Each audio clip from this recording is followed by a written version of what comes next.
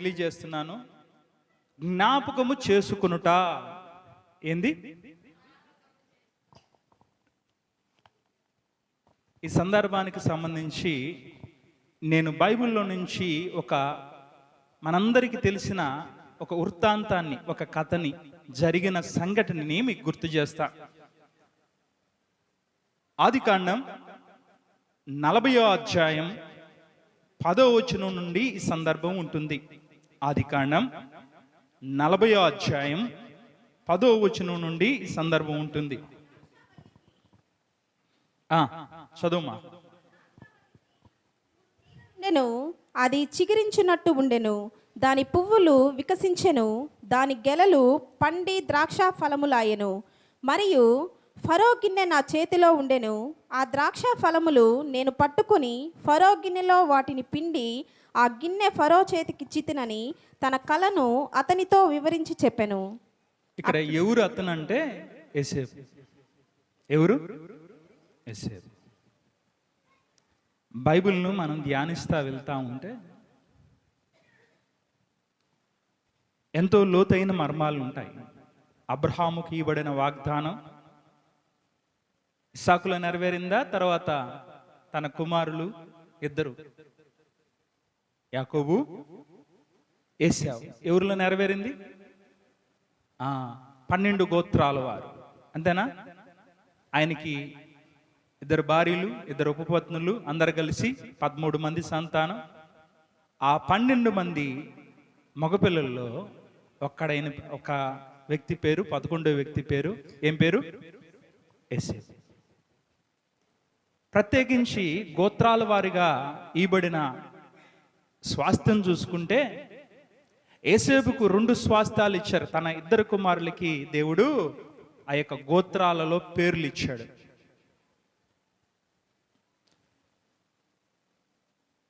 లేవికి స్వాస్థ్యం లేదు, లేవి గోత్రానికి స్వాస్థ్యం లేదు. ఈయనకి డబల్ ఆశీర్వాదం ఎందుకు పొందాడు చెప్తా. ఎవరు? ఇప్పుడు చెప్పుకుంటున్న యోసేపు డబల్ ఆశీర్వాదం. తన కుమారులు ఇద్దరికి ఆ 2 గోత్రాలు ఇవ్వబడింది. ఎందుకు అంత ఆశీర్వాదం అంటే ఆయన దేవుణ్ణి మర్చిపోయినవాడు కాడు. ఎక్కడున్నాడు? అన్నల చేత తునీకరింపబడి ఐగుప్తుకు అమ్మబడి ఆ యొక్క బానిస సంఖ్యల్లో ఆడ నిలబెట్టబడినప్పుడు వచ్చి చూశారంట. పిల్లోడు బాగున్నాడు, కానీ వాళ్ళకి ఒక భయం. ఐగుప్తు వాళ్ళకి ఎండుగులు అంటే బాగా ఇష్టం, చర్మ సౌందర్యం అంటే వాళ్ళకి బాగా ఇష్టం. ఏమన్నా స్కిన్ డిసీజ్ ఏమన్నా ఉందా? బయట ఊరు నుంచి వచ్చాడు కదా, ఏదన్నా డాండ్రఫ్ ఉందా చెక్ చేసుకున్నారు. చెక్ చేసుకొని అతన్ని పనికి తీసుకోపోయాడు. ఆయన పేరేం పేరు? పోతీఫర్. బాలుడుగా ఉన్నాడు, తీసుకుపోయాడు, పనివాడిగా పెట్టుకున్నాడు. అతడు పెరిగి యవనస్తుడుగా మారుతా ఉన్నాడు. ఆ ఇంట్లో నమ్మకమైన దాసుడుగా, తర్వాత అతని పనిని బట్టి, అతని స్థితిని బట్టి పోతీఫర్ కుటుంబం అంతా ఏమైంది? వర్ధిల్లింది. ఆయన ఉన్నాడు కాబట్టి. యోసేపును బట్టి పోతీఫర్ కుటుంబం వర్ధిల్లింది. అంతా బాగానే ఉంది. అక్కడ దుర్బుద్ధి పుట్టింది ఒక ఆమెకి. ఏం బుద్ధి? చెడ్డ బుద్ధి. ఆయన దేవుణ్ణి జ్ఞాపకం చేసుకునేవాడు కాబట్టి, దేవుని చేసిన మేలులు, భయభక్తులు కలిగిన జీవితం ఉంది కాబట్టి పాపమును తునీకరించి పరిగెత్తేశాడు. ఏం చేశాడమ్మా? పాపము నుండి పారిపోయాడు. పాపం కొరకు పరిగెత్తున్న రోజులు ఇవి. ఏ రోజులో? పాపం కొరకు పరిగిస్తున్న రోజులు. పాపము నుండి దూరంగా పరిగెత్తాడు. అయితే దేవుణ్ణి మరవని వాడు, జ్ఞాపకం చేసుకుంటున్నవాడు, చిన్నప్పుడు బాల్యములో ద్వితీయోపదేశకాండంలో చెప్పినట్లుగా కూర్చున్నప్పుడు, నిలుచున్నప్పుడు, నడుచున్నప్పుడు, మాట్లాడినప్పుడు, పనుకున్నప్పుడు తల్లిదండ్రులు దేవుని వాక్యాన్ని బోధిస్తున్నారు కాబట్టి, ఆ నిజ దేవుణ్ణి ఎరిగిన బిడ్డ కాబట్టి, భయభక్తులు కలిగిన జీవితంలో ఉన్నాడు కాబట్టి, పాపం నుండి పారిపోతే తీసుకుపోయి ఎక్కడేశారు? జైల్లో వేశారు. జైల్లో వేస్తే ఆ జైల్లో శిక్ష అనుభవిస్తూ ఉన్నాడు. చేయని తప్పుకి శిక్ష అనుభవిస్తున్నాడు. ఇప్పుడు ఈ సందర్భం, ఆయనతో పాటు ఇంకొక ఇద్దరిని రాజు దగ్గర గిన్నె అందించే అతన్ని, అంటే పానదాయకుల అధిపతి అంటారు. ఏమంటారు? పానదాయకుల అధిపతి, భక్ష్యకారుల అధిపతి. అంటే ఆహారం సంబంధించిన ఆయన, లిక్విడ్స్ ఇచ్చే ఆయన ఒక ఆయన, అంటే ఆయన రాజు తాగేవిచ్చే ఆయన ఒక ఆయన, తినేవిచ్చే ఆయన ఒక ఆయన. ఎందు నిమిత్తమో వాళ్ళిద్దరిని జైల్లో వేశారు. ఎక్కడేశారు? జైల్లో వేశారు. ఆ జైల్లో వీళ్ళిద్దరు కూడా ఎక్కడున్నారు అంటే యోసేపుతోటే ఉన్నారు. ఉన్నప్పుడు ఒక రాత్రి వాళ్ళకి కలొచ్చింది. ఏమొచ్చిందమ్మా? కలొచ్చింది. కలొచ్చినప్పుడు నిద్రలేసి కలవరపడి ఆ కళ చెప్పుకుంటున్నారు. వాళ్ళు కళ చెప్పుకుంటున్నారు. ఆ కళకి భావం ఎవరు చెప్పారు? యోసేపు చెప్పాడు. ఆ కళ ఇప్పుడు విన్నది, ఇప్పుడు చదివింది అమ్మా ఆ కళ.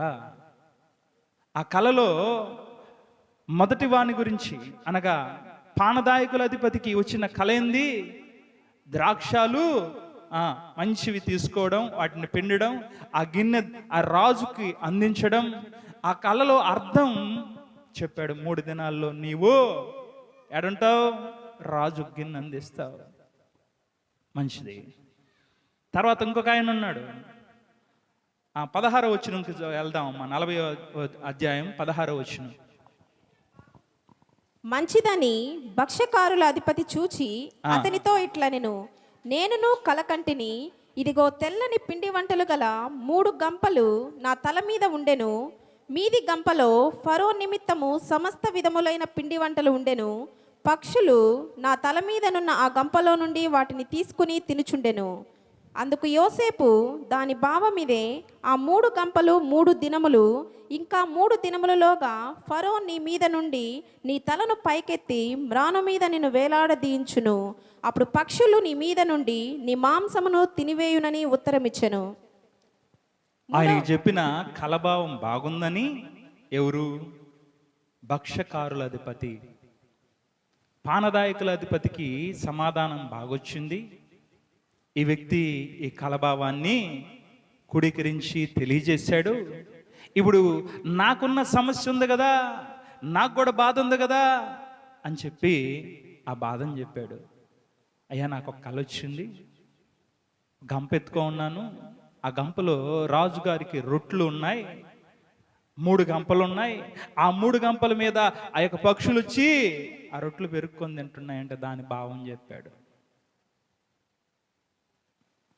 అంతా బాగానే ఉంది.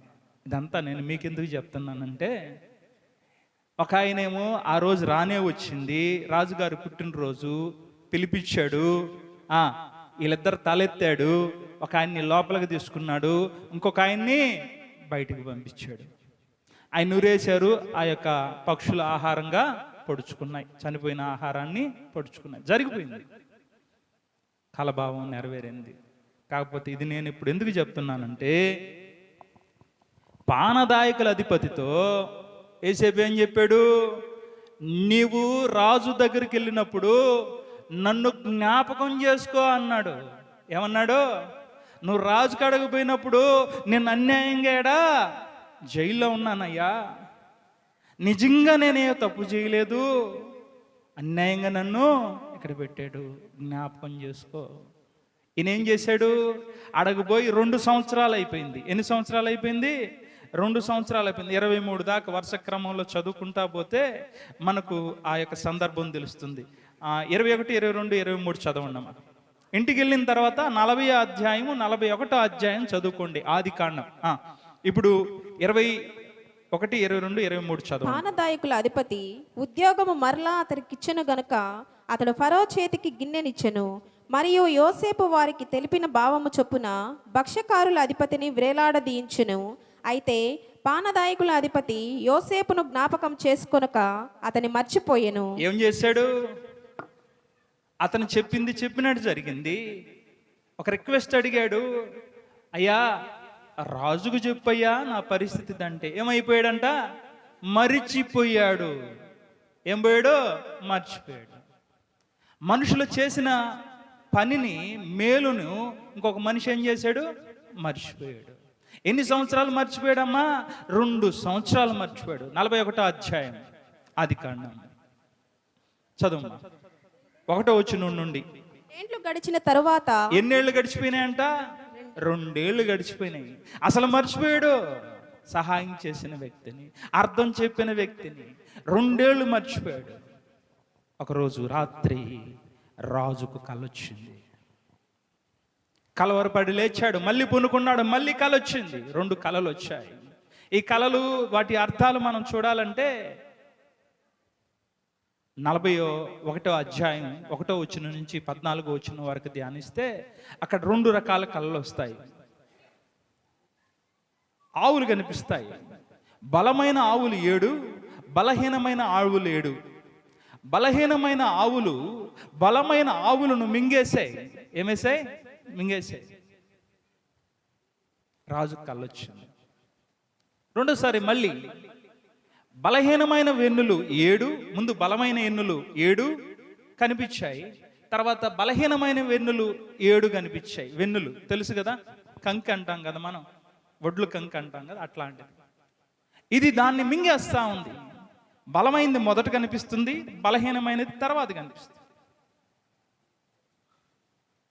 బలమైనది దాన్ని బలహీనమైనది ఏం చేస్తుంది? మింగేస్తుంది. ఇప్పుడు కలవరపడిపోయాడు రాజు. అర్థం కాలేదు. మన జీవితాల్లో కూడా కలవరం ఉంటుంది. కొన్ని పరిస్థితులు వచ్చినప్పుడు, స్థితిగతులు, పరిస్థితులు, బాధలు వచ్చినప్పుడు ఏంద్రా ఇది అర్థం కాదు. అర్థం కాని పరిస్థితికి మనం దాని జవాబు కొరకు ఎదురు చూస్తాం. అప్పుడు రాజు వెంటనే శాస్త్రులు, పరిసయ్యులను ఆ యొక్క విచారణ చేయడానికి పిలిస్తే వాళ్ళు దాని అర్థం చెప్పలేకపోతా ఉన్నారు. అప్పుడు పానదాయకుల అధిపతికి ఒక వ్యక్తి గుర్తొచ్చాడు. ఎవరు గుర్తొచ్చారు? యోసేపు గుర్తొచ్చాడు. యోసేపును అప్పుడు పిలిపిస్తే యోసేపు గెడ్డం పెరిగిపోయింది. రాజు కాడికి రావాలంటే ఏం చేయాలా? శుద్ధంగా తీసి రెడీ చేసి తీసుకొచ్చారు. గమనించండి, ఆ రోజు కానీ ఆ యొక్క మనిషి సహాయం జరుగుంటే విడిపింపబడి బయట ఉండేవాడేమో, లేకపోతే తన ఊరికి వెళ్ళేవాడేమో. కానీ రాజు తర్వాత రాజు స్థితి అనుగ్రహింపబడడానికి కారణం మనకు కలిగిన ఇరుకులు, ఇబ్బందులు, మనం దేవుడు ఈ విధంగా ఎందుకు ఉంచాడు నాకు అని బాధపడతా ఉంటాం. 2 ఏళ్ళు ఇంకా జైల్లోనే ఉన్నాడు. ఈ 2 ఏళ్ళ వల్ల ఏం జరిగిందంటే రాజు తర్వాత రాజు, హల్లెలూయా, ఆ యొక్క అర్థం చెప్పాడు. ఈ యొక్క బలహీనమైన ఆవులు, బలమైన ఆవులు అంటే 7 సంవత్సరాలు సుభిక్షముగా పంటలు పండుతాయి. పాడి పరిశ్రమ బాగుంటుంది, పంటలు బాగా పండుతాయి. ఇంకా 7 ఏళ్ళు కరువు వస్తుంది. అవునయ్యా, నాకు ఈ మాట మనసుకు సత్యం అనిపిస్తుంది. ఇదిగో నీవే, ఇదిగో రాజు ముద్రిక, నీవే అధికారిగా ఉండి ఈ పంటలను ఏ విధంగా జాగ్రత్త చేస్తావో, ఈ పరిస్థితులను ఏ విధంగా మేనేజ్ చేసుకుంటావు అన్ని నువ్వే చూసుకో. రాజు తర్వాత రాజు. మనమైతే మనుషుల వల్ల మేలు జరగడానికి ఎదురు చూస్తూ ఉంటాం. మనుషులు ఎటువంటి వారంట? మర్చిపోయేవాళ్ళు. మనిషిని చేసిన సహాయాన్ని మర్చిపోయాడు. కానీ ఈ సందర్భంలో మనోళ్ళకి కొన్ని గుర్తు చేయాలని ఆశపడతా ఉన్నా. 5 ఏళ్ళైంది నేను మర్చిపోయినాను అనుకుంటుంది. ఆ రోజు ఆ మాట నన్ను అన్నది. ఎన్నేళ్ళయిందంట? 5 ఏళ్ళు అయిన తర్వాత కూడా గుర్తు పెట్టుకుంటుండవు.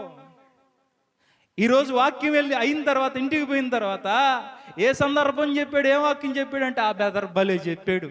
ఏం చెప్పాడు? భలే చెప్పాడు. ఏ వాక్యం అంటే గుర్తురాదు. ఆమెన మాట ఎన్ని కీడు గురించి ఎన్ని రోజులు గుర్తుపెట్టుకున్నావు? సంవత్సరాల తరబడి అనిన మాటను గుర్తుపెట్టుకొని దాన్ని ధ్యానిస్తున్నావు. నీ మనసు దాని మీద ఉంది. కానీ దేవుడు కీడును మనసుంచుకునేవాడు కాదు. నీ వ్యతిరేకతను, నీ యొక్క లోబడిన తత్వాన్ని ఎప్పుడైతే నువ్వు శరణ కోరి ఆయన క్షమాపణ కోరుతావో, భూమికి ఆకాశానికి ఎంత దూరం ఉందో తూర్పుకి పరమడికి ఎంత దూరం ఉందో మన అతిక్రమములు అంత దూరం చేసి ఆయన ఆ యొక్క అతిక్రమముల జ్ఞాపకము చేసుకున్నాడు. మనమైతే ఆ యొక్క కీడును ఆ యొక్క అన్ని జ్ఞాపకం చేసుకుంటా ఉంటాం. నిన్నేం జరిగిందాక నాటికంటే మొత్తం కథ చెప్తావు, నాటికలు ఏం జరిగిందో. కానీ వాక్యం ఏం జరిగింది, ఏ సందర్భం అంటే అది గుర్తు. మనసు ఉంచడం లేదు, ఏముంచడం లేదు. దేవుని సన్నిధిలో మనసు ఉంచాలి. ఇదేనో దేవుడు నాతో ఏం మాట్లాడతాడు, మాట్లాడిన మాట నా జీవితానికి ఏ విధంగా మలుచుకోవాలి. ఒక స్త్రీ మనసుకు వస్తూ ఉంది. బోయాజు పొలములో ఒక స్త్రీ పరిగెరుకుంటా ఉంది. ఎవరమ్మా? రూతు. దేవుని మాటలు ఏరుకొని కూర్చుకొని పేర్చుకొని మన జీవితాలకు ఆధారంగా ఉంచుకోవాలి. మన మనసులు మార్చబడాలి అంటే మనస్తత్వం ఒక 5 విషయాల మీద ఆధారపడి ఉంటుంది. బిడ్డలు అంటాం కానీ బుద్ధులను గనం అని అంటాం.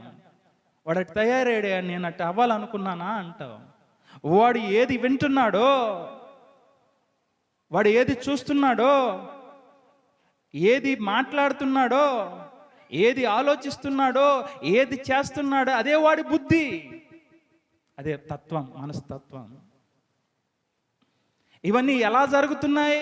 వాడికి ఏం వినిపిస్తున్నావు, వాడికి ఏం చూపిస్తున్నావు? చూడరానివి చూడడం, వినరాని వినడం, నువ్వే వాడి ముందు బూతులు మాట్లాడడం, అబద్ధాలు చెప్పడం. ఇంట్లో బాగా ట్రైనింగ్ చేస్తారు. నేను లేనని చెప్పని ఫోన్ వేస్తుంటారు. వీడు కూడా ఏం నేర్చుకుంటాడో. మనుషులు జ్ఞాపకం చేసుకోవడం లేదు. మనుషులు అపరాధములు లేకపోతే వాడు మనిషి చేసిన కీడు జ్ఞాపకం చేసుకుంటున్నాడు, కానీ మేలును జ్ఞాపకం చేసుకోవడం లేదు. ఒక మానవుడు ఇంకొక మానవుని యొక్క చేసిన మేలు జ్ఞాపకం చేసుకోవాలి. చేసుకున్నాడా? చేసుకోవాలి. కృతజ్ఞత కలిగి లేడు. రెండో అంశం, కీర్తనలు 106 అధ్యాయం 22వ వాక్యం. భయము పుట్టించు క్రియలను చేసిన తమ రక్షకుడైన దేవుని మర్చిపోయిరి. అప్పుడు ఆయన, నేను వారిని నశింపజేసేదనను. అయితే ఆయన వారిని నశింపజేయకుండునట్లు ఆయన కోపము చల్లార్చుటకై ఆయన ఏర్పరచుకొనిన మోషే ఆయన సన్నిధిని నిలిచి అడ్డుపడెను. ఎవరంటే అడ్డుపడింది? దేవునికి కోపం వచ్చింది. ఎందుకు అంటే దేవుడు చేసిన మేలులు వారు మరిచిపోయారు. ఇప్పుడు మానవులు మర్చిపోయే స్థితిలో ఉన్నారు. మొదట మానవుడికి చేసిన మేలు మర్చిపోయిన స్థితి చూసాం. రెండో దగ్గరికి వచ్చే లోపల దేవుడు ఆశ్చర్య కార్యం జరిగించాడు. ఇటు చూస్తే ఐగుప్తు సైన్యం, రథాలు, మనుషులు ఆ యొక్క కత్తులు పట్టుకొని ఆ యొక్క ఉరకలు వేస్తూ వస్తా ఉన్నారు. ఇటు చూస్తే ఎర్ర సముద్రం ఎంత గొప్ప కార్యం చేశాడు. ఎర్ర సముద్రము చీలి ఆ ఎర్ర సముద్రంలో ఆరిన నేలలో వారు నడిచిన ఆ కార్యం, ఆ సైన్యం వస్తే ఆ సైన్యం అంతా కొట్టుకొని పోవడం ఎంత అద్భుతం. ఇంత చూసిన వారు ఏమైపోయారంట? దేవుణ్ణి మర్చిపోతా ఉన్నారు. నన్ను మర్చిపోయారు వాళ్ళు అని కోపపడి దేవుడి ఉగ్రత వారి మీదకి వస్తూ ఉంటే మోషే దేవుని సన్నిధిని నిలబడి వారి మీద కోపం రాకుండా ఉన్నట్లు గోజారుకుంటున్నాడు దేవుణ్ణి. దేవుణ్ణి మర్చిపోయే జనులు.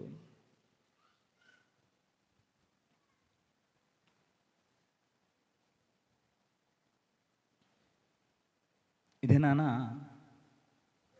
మనుషులు చేసిన మేలు మర్చిపోతున్నాం, దేవుడు చేసిన మేలు మర్చిపోతున్నాం. 7వ వచనం చదువుదాం. 106 అధ్యాయంలోనే 7వ వచనం.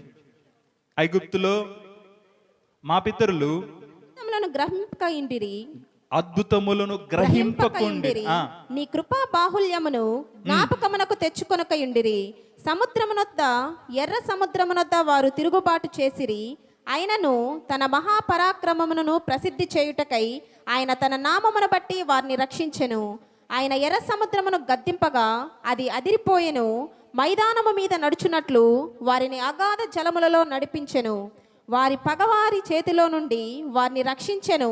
శత్రువుల చేతిలో నుండి వారిని విమోచించెను. జాగ్రత్తగా గమనిస్తే ఆయన కృపాబాహుల్యము ఏందంట? కృపాబాహుల్యం. ఆయన గర్దించాడు. సనగతా ఉన్నారు, పోయి ఎర్ర సముద్రంలో పడిపోవాలా, వీళ్ళ దగ్గర ఇటు చూస్తే ఐగుప్తు సైన్యం చంపేస్తారా, సనుగుతున్నారు, గొనుకుతున్నారు. వాళ్ళ కళ్ళు ఎదుట ఎంత గొప్ప కార్యం దేవుడు చేశాడు. ఇంకా మరణము శరణం అన్నప్పుడు వారికి ఆ యొక్క ఆరిన నేల మీద నడిపించిన దేవుడు. మన జీవితాల్లో దేవుడు చేసిన మేలు ఎన్నో ఉంటాయి. మా చర్చికి ఒక పిల్లోడు వస్తాడు, అనిల్ కుటుంబమే, దేవుణ్ణి నమ్ముకున్నాడు, వచ్చాడు. అబ్బాయి 10th క్లాస్ ఫెయిల్ అయి ఉంటే చర్చికి వచ్చే పిల్లలు ఆ బిడ్డను కూడా తీసుకొని కూర్చోబెట్టి మ్యాథ్స్ ఇంగ్లీష్ పోయింటే చదివించాం. కరెక్ట్గా 4 అంకెలు లెక్క కూడిక ఏమంటే వేసేదానికి రాల అబ్బాయికి నేర్పించి ఎటో 10th క్లాస్ పాస్ అయ్యాడు. అయిన తర్వాత ఇంటర్మీడియట్ చదివాడు, డిగ్రీ ఇచ్చాడు, మళ్ళీ పాస్ అవుతా ఫెయిల్ అవుతా పూర్తి చేశాడు.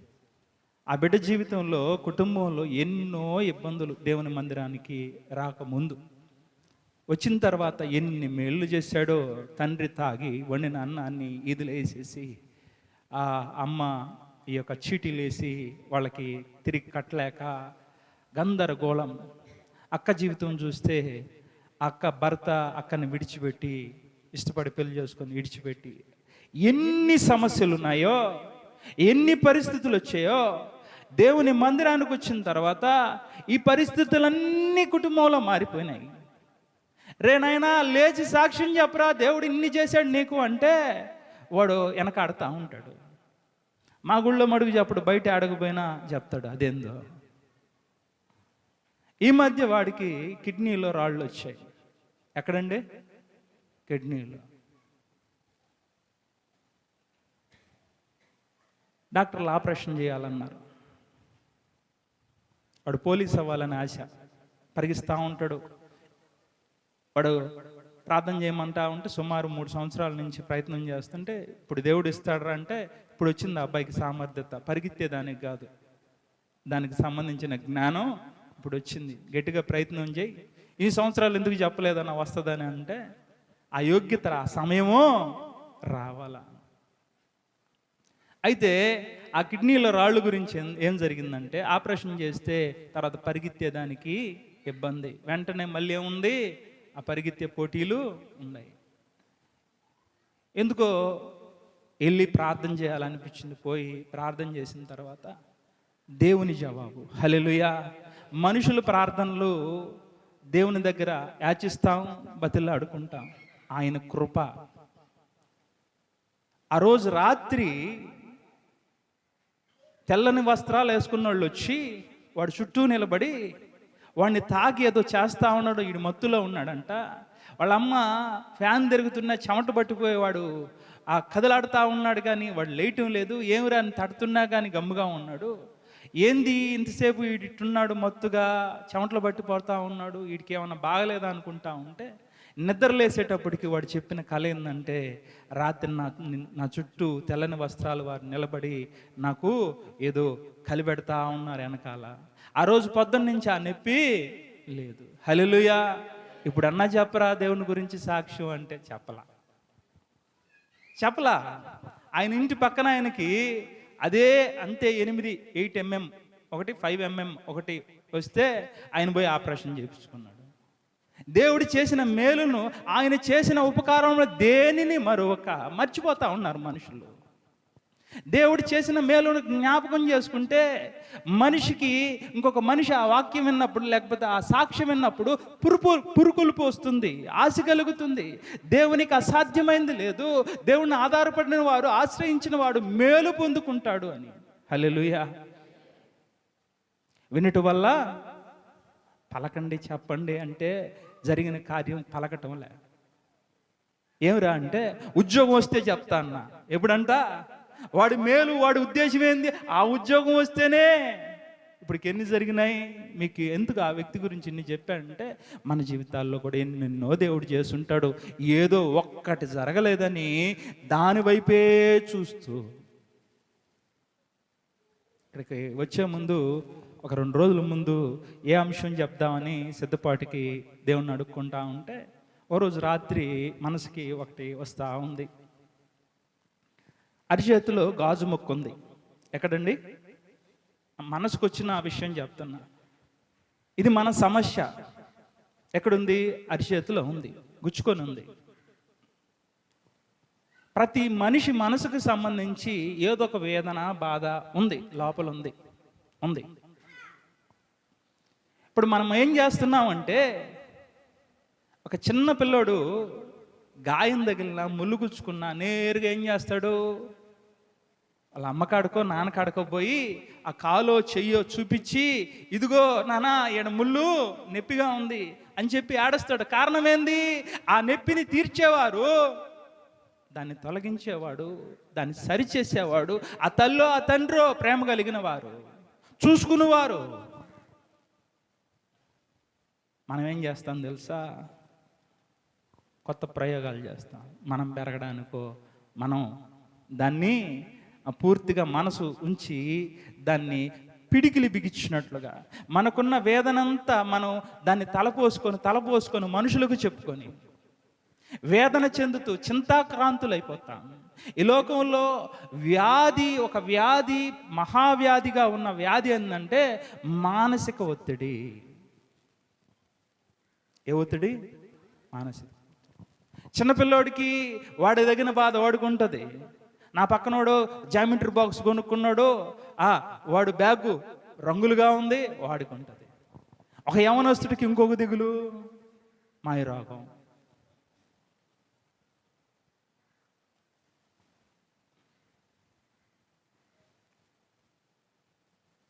ఇంకొకరికి శరీరం మీద ఆశ, ఎంటుకలు లేకపోతే ఎంటుకలు కావాలని, పట్టుంటే తగ్గిపోవాలని. చేయగలిగే ప్రయత్నం చేయండి, వస్తే వస్తుందో లేకపోతే లే, అంతవరకే. కానీ దాని మీద చింత. నాకు కానీ పొడుగ్గా ఉంటే నా అన్నాడు ఒకడు నాతో. వాడు బాధ ఏందంట, ఒరే గొప్పోళ్ళు అందరూ పొట్టోళ్ళేరా అని చెప్పా. హల్లెలూయా. వాడు బాధ అది, వాడి చింత అది. మనిషికి ఏది లేదో దాన్నే మనసును ఉంచుకొని వేదనతో, బాధతో ఆగిపోతా ఉన్నాడు. వాడికి ఉన్న దాంట్లో సంతోషిస్తూ, దేవుణ్ణి ఆరాధిస్తూ, ఆ దేవుణ్ణి మహిమపరుస్తూ ముందుకు కొనసాగక లేని దానికి దుఃఖపడతా ఉన్నాడు. ఏది లేదు దాని మీదే ఉంటుంది మనసు. ఏ దాని మీద ఉంటుంది? లేని దాని మీద ఉంటుంది. దేవుడు ఎన్ని ఇచ్చాడో వాటిని జ్ఞాపకం చేసుకొని సంతోషిస్తూ ముందుకు కొనసాగే బ్రతుకు ఇప్పుడు ఉందా లేదా? లేదు. ఎవరికి తగ్గదు చింతపడతా ఉండాలి. చింతపడితే ఏం జరుగుతుందంటే శరీరంలో టాక్సిన్స్ అంటారు, విషాలు రిలీజ్ అవుతాయి, నొప్పులు ఎక్కువ అయిపోతాయి. పక్కన వాళ్ళు బాగుపడుతున్నారని నువ్వు చింతపడుతున్నావు అనుకో, నీకేమవుతుంది? నొప్పులు వచ్చేస్తే అనారోగ్యం వస్తుంది. ఎప్పుడైతే మనిషి సంతోషంగా ఉంటాడో, ఉన్న స్థితిలో సంతోషిస్తుంటాడో, వారి శరీరానికి, మనసుకు క్షేమం కలుగుతుంది. హల్లెలూయా.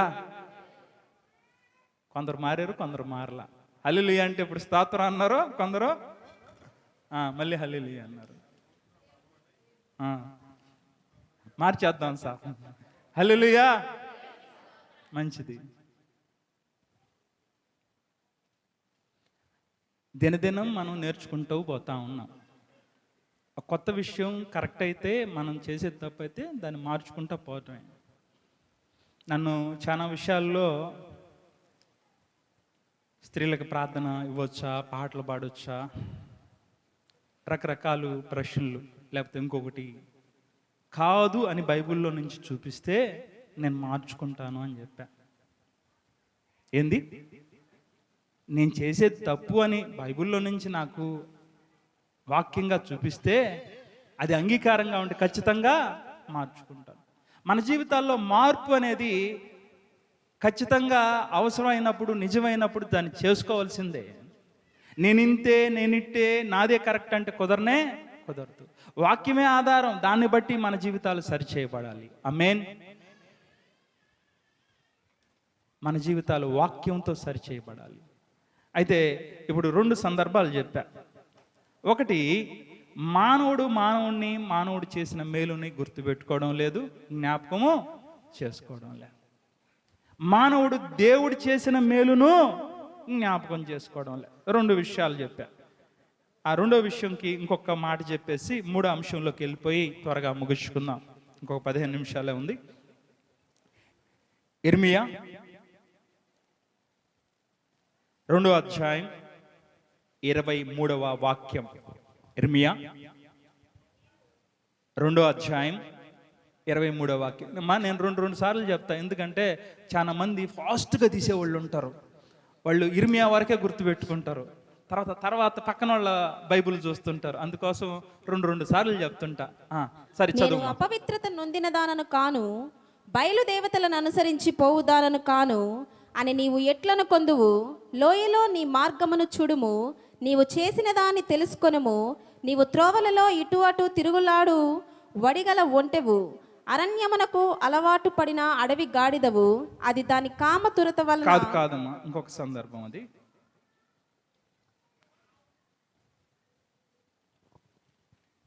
కాదు. సరే, కీర్తనలు చదువుదాం, మరొక సందర్భం చెప్తాను.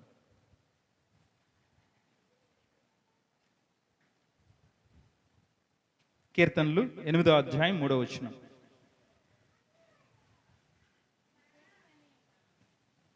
నీ చేతి పని అయిన నీ ఆకాశములను నీవు కలుగు చేసిన చంద్ర నక్షత్రములు నేను చూడగా, నీవు మనుష్యుని జ్ఞాపకము చేసుకొనుటకు వాడు ఏపాటివాడు, నీవు నరపుత్రుని దర్శించుటకు వాడేపాటివాడు. దేవుని కంటే వానిని కొంచెం తక్కువ వాణిగా చేసి ఉన్నావు, మహిమా ప్రభావములతో వానికి కిరీటం ధరింపచేసి ఉన్నావు. నీ చేతి పనుల మీద వానికి అధికారం ఇచ్చి ఉన్నావు. గొర్రెలన్నిటినీ, ఎడ్లనన్నిటినీ, అడవి మృగములను, ఆకాశ పక్షులను, సముద్ర మత్స్యములను, సముద్ర మార్గములలో సంచరించి వాటిని అన్నిటినీ వాని పాదముల క్రింద నీవు ఉంచి ఉన్నావు.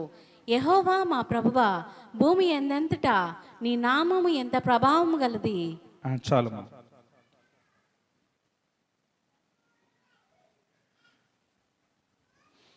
అమ్మా. నేను ఇందాక చెప్పింది ఇర్మియా 2వ అధ్యాయం 32, అంతేనా? 23 కదా, 32. కన్యక తన ఆభరణములను మరచున, పెండ్లి కుమారి తన ఒడ్డానమును మరచున, నా ప్రజలు లెక్కలేనన్ని దినములు నన్ను మరచి ఉన్నారు. ఏం చెప్పాడు దేవుడు? ఆడోళ్ళు నక్లీసు నడుం కట్టుకునే ఏందది ఒడ్డానం మర్చిపోతారా? కన్యక మర్చిపోను. ఎందుకంటే దాని మీద మనసు ఉంటుంది. ఎందుకంటే ఈ లోకంలో అలంకారం మీద మనుషులకి ఏముంది? మనసు ఉంది. ఒక్కొక్కరు మనసు ఒక్కొక్క విధంగా ఉంటుంది. దేని మీద మనసు పెడతాడో అది బాగా మనిషికి జ్ఞాపకం ఉంటుంది. మనిషికి జ్ఞాపకం ఉండాలంటే ఏంది? మనసు పెట్టాలి. మన పెద్దోళ్ళు అంటారు, మనసు పెట్టి చదవరా అంటారు. ఎట చేయమంటాడో మనసు పెట్టి. ఏ వ్యక్తి అయినా 2 పనులు ఒకేసారి చేస్తే అది 2 పరిపూర్ణంగా రావు. ఒక మనిషి ఒక పని చేసేటప్పుడు ఎక్కడ ఉండాలి? మనసు చేసే పని మీద ఉండాలి. ఇక్కడ వాక్యం చెప్తుంటే ఇక్కడ వాక్యం మీద కాకుండా నీ చూపు వేరే దాని మీదో, లేకపోతే చెప్పబడిన మాట కాడి నుంచి నీకు తెలిసిన విషయాలు ఆలోచిస్తా పోతా ఉన్నావంటే ఈ వాక్యం ఏమైపోద్ది? వెళ్ళిపోద్ది. నీలోకి పోద్దా, పక్కకు పోద్దా? మనసు పెట్టినప్పుడు నీలోకి వస్తుంది గ్రహింపు. మనసు పెడితేనే గ్రహింపు వస్తుంది, కానీ మనసు పెట్టకపోతే గ్రహింపులోనికి రాదు. ఇంకొక ముఖ్యమైన పాయింట్ ఏంటంటే, మా స్కూల్లో పిల్లలకి టీచర్లు చెప్పేది రిపీట్ అంటారు. ఒక మనిషి ఎప్పుడైతే ఒక దాన్ని మళ్ళీ మళ్ళీ చేస్తాడో, మళ్ళీ మళ్ళీ చదువుతాడో, వచ్చిందాన్ని అయినా సరే అది నిలిచిపోద్ది. చిన్నప్పుడు ఎప్పుడో పద్యం ఒకసారి జ్ఞాపకం చేస్తే ఇప్పుడు నువ్వు చెప్తావు. ఇప్పుడు నేను టింకిల్ టింకిల్ అంటాను అనుకో, వెంటనే ఏమంటావు? అంటావా లేదా? అంటే అదేమైంది? రిపీట్ చేసి చేసి చేసి నీలోకి వచ్చేసింది, మనసులో నిలిచిపోయింది. ఇన్ని సంవత్సరాలైనా నీలో నుంచి పోలా. ఎప్పుడైతే మనసుంచి దాన్ని రిపీట్ చేస్తుంటామో అది మనకు జ్ఞాపకము ఉంటుంది. ఇక్కడ ఆశ, ఆలోచన, ఆ యొక్క సిద్ధపాటు ఆ బంగారం మీద, ఆ ఆభరణాల మీద ఆమెకు ఉంది, కానీ ఆ వ్యక్తులకు ఉంది, కానీ ఎవరి మీద లేదంట? సృష్టికర్త అయిన దేవుని మీద, సహాయకుడైన దేవుడి మీద, కృప చూపించేవాడి మీద లేదు. దేవుడు చెప్తున్న మాట, అనేక దినములు మర్చిపోయారు. ఎన్ని దినాలంట? అనేక దినాలు మర్చిపోతా ఉన్నారు. దేవుని మరిచి ఆరాధన చేయకుండా బాప్తిసం తీసుకున్న వాళ్ళు ఎంతమంది దేవుని సన్నిధికి రాకుండా ఈ దినాన?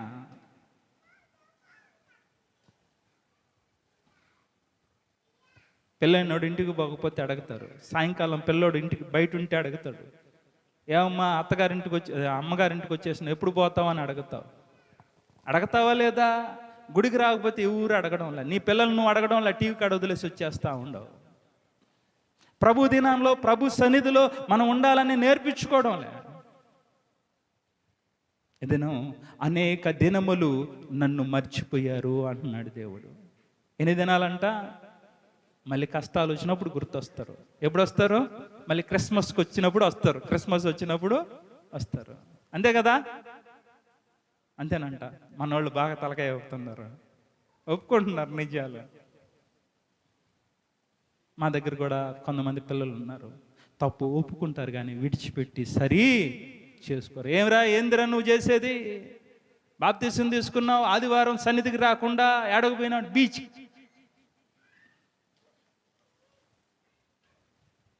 దేవుడు హెచ్చరిస్తున్నాడు, నువ్వు సరి చేసుకో అని చెప్తా ఉంటే, ఒకరోజు ఇంట్లో పోనుకొని గుడికి బొమ్మని మనసు అంటుంటే ఫోన్ చూసి చూసి చూసి మనోడు పక్కన పెట్టుకొని గుడి టైంలో మనసు దేవుడు పో అని కలిగిస్తుంటే వీళ్ళు లేచి బయటికి రాకుండా సగజేసి లేస్తే కరెక్ట్గా గుమ్మం దగ్గర ఆ కాళ్ళు తుడుచుకునే పట్టకడ నాగుపాము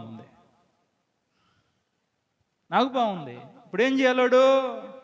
కేకలేస్తున్నాడు. అది కరస్తుందని భయం. ఇప్పుడు ఏసయ్యా ఏసయ్యా ఏసయ్యా అన్నా అన్నా అంటున్నాడు. వాళ్ళు ఎవరు రాలా, ఇంట్లో ఎవరు లేరు, అందరూ గుడికి పోయాడు, వీడు అక్కడే ఉండేది. ఇది ఏసైని కేకలేస్తుంటే అది పక్కకు పోతే బయటకు వచ్చేసి ఆమెను అందరిని పిలుచుకొని ఉంచుకున్నాడు. అపాయం వచ్చినప్పుడు ఏసయ్యా అన్న ఇటు జరిగిందన్నా.